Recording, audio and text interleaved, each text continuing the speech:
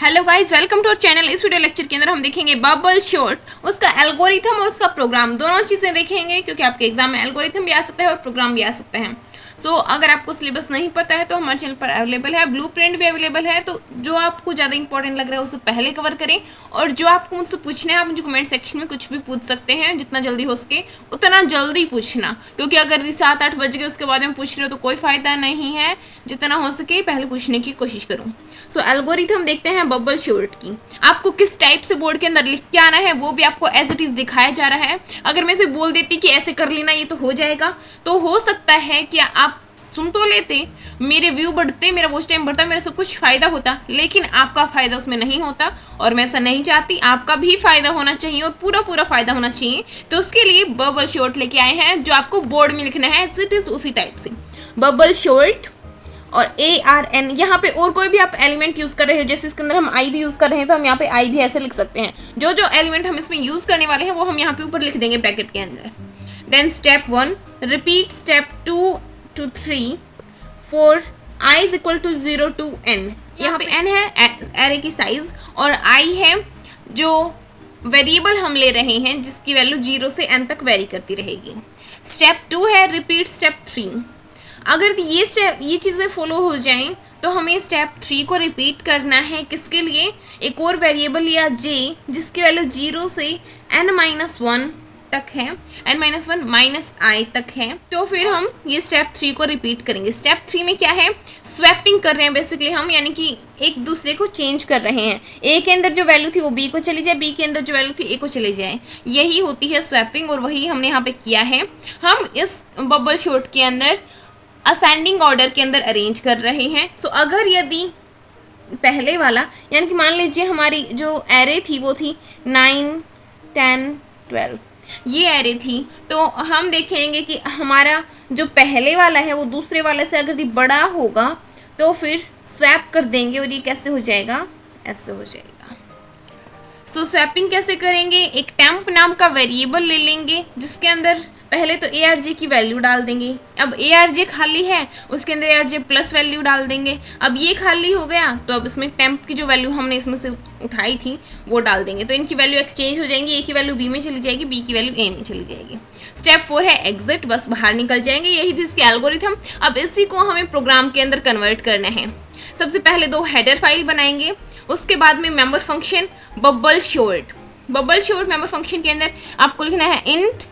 ये ब्रैकेट हमें शो कर रहा है कि यहाँ पे हम कोई एरे डालने वाले हैं। अगर ये ब्रैकेट नहीं होता तो हम समझते ये एक ही वेरिएबल है, लेकिन this bracket shows that it is an array.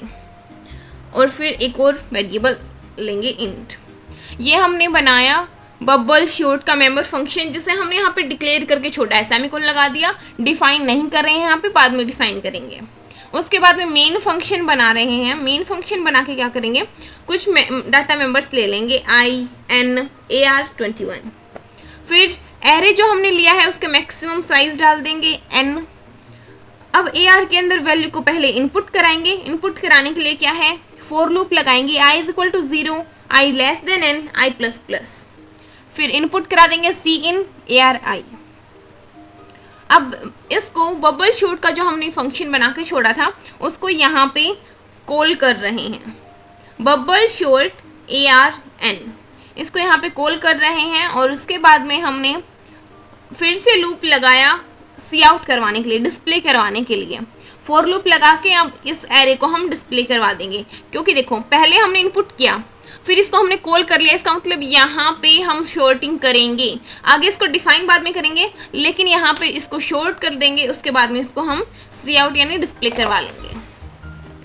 अब वॉइड बबल शॉर्ट इसको डिफाइन कर रहे हैं कि हमें शॉर्टिंग करनी कैसे है आखिर। तो void bubble short int AR int n, जो भी वेरिएबल्स का नाम आप रखना चाहिए यहाँ पे रख सकते हैं। बस जो यहाँ पे रखेंगे वो डिफरेंट होने चाहिए जो आपने पहले वेरिएबल ले रखे हैं उनसे।